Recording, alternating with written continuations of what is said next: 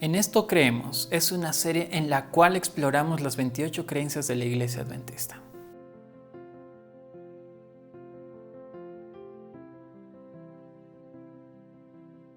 Jesús es el personaje que mayor relevancia e impacto ha tenido en la historia. ¿Pero qué sabemos de él? Es la persona de la cual más se ha escrito y hablado en la historia. ¿Se puede demostrar desde un punto científico su existencia? La respuesta es que sí. Sabemos que nació en tiempos de Octavio Augusto, que gobernó en el 27 a.C. y el 14 después de Cristo, y muere en tiempos de Tiberio, que gobernó del 14 al 37 después de Cristo. Pero esto fue hace más de 2000 años. Entonces, ¿cómo podemos saber que Jesús fue real? Pues es posible gracias a los testimonios escritos y la arqueología. Su existencia puede verificarse por los testimonios que hacen diferentes autores. Tácito y Flavio Josefo, historiadores no cristianos, hablan de él.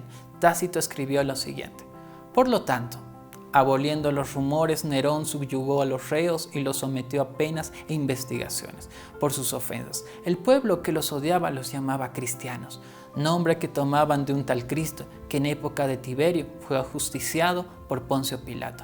Reprimida por el momento la fatal superstición, irrumpió de nuevo no solo en Judea, de donde proviene el mal, sino también en la metrópoli, donde todas las atrocidades y vergüenzas del mundo confluyen y se celebran.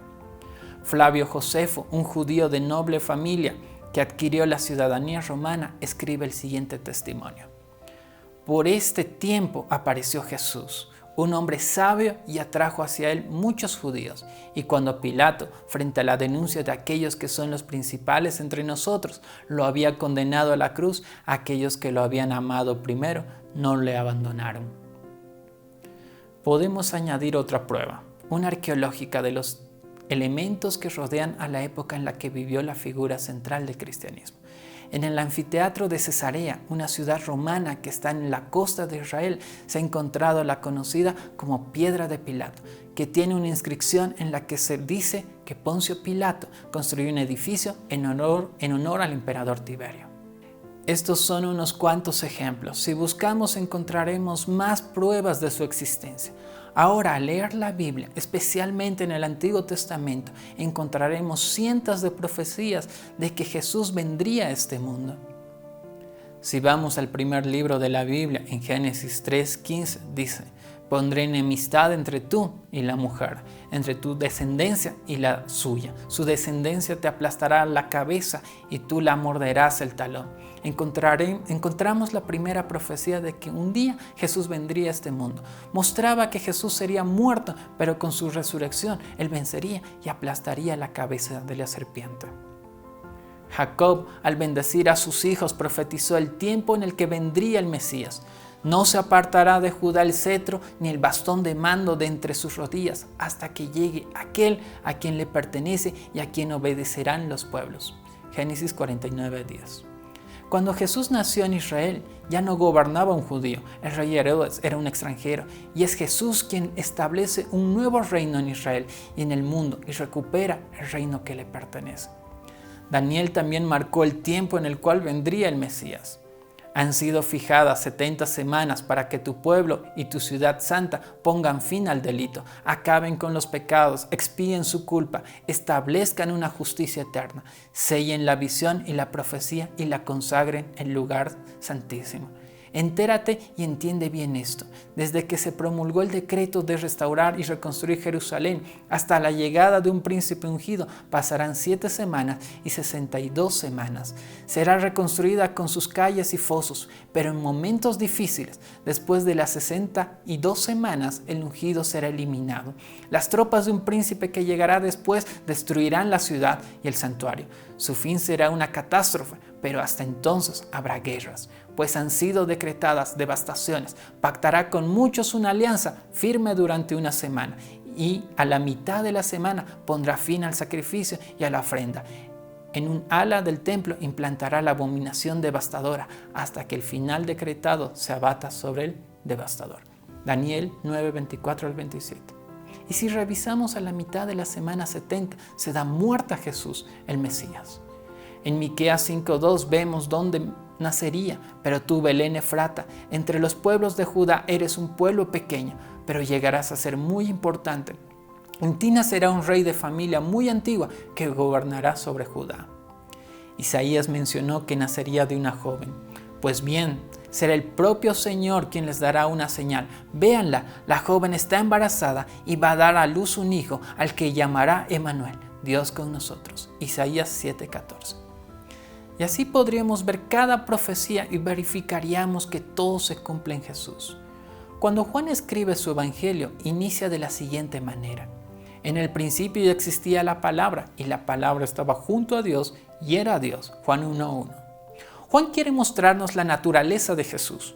Jesús es alguien particular.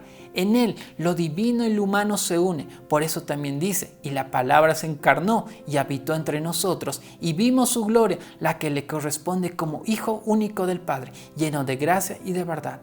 Juan 1:14. A esta situación la Biblia le dice el misterio de la piedad, 1 de Timoteo 3:16. Vimos que Jesús fue un personaje que existió, pero ¿qué evidencias tenemos de su divinidad?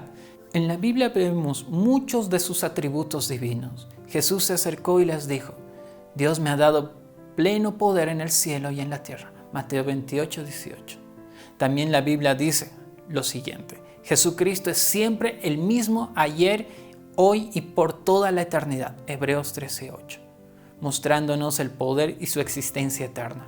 La Biblia menciona que el mundo fue creado por medio de Jesús y para Él. Dios ha creado en Él todas las cosas. Todo lo que existe en el cielo y en la tierra, lo visible y lo invisible, sean tronos, dominaciones, principados o potestad, todo lo ha creado Dios por Cristo y para Cristo. Colosenses 1:16. El Hijo, que siendo reflejo resplandeciente de la gloria del Padre e imagen perfecta de su ser, sostiene todas las cosas mediante su palabra, poderosa, y que después de habernos purificado del pecado, se sentó junto al trono de Dios en las alturas. Hebreos 1:3. Pablo nos deja en claro que todo subsiste por medio de Jesús, de la misma forma todo subsiste por medio de Dios. Aún los demonios reconocían la divinidad de Jesús, llamándolo el Hijo de Dios.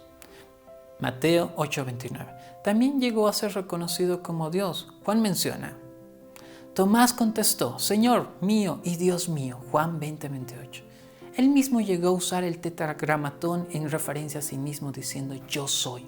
Al irse y dar la gran comisión, Él mencionó su igualdad con Dios al decir, bautícenlos en el nombre del Padre, del Hijo y del Espíritu Santo. Mateo 28:19. En más de una ocasión, sus seguidores lo adoraron y Él se los permitió. Allí encontraron a Jesús y lo adoraron. Mateo 28:17. A Dios nadie lo vio. Jamás el Hijo único, que es Dios y vive en íntima comunión con el Padre, nos ha dado a conocer.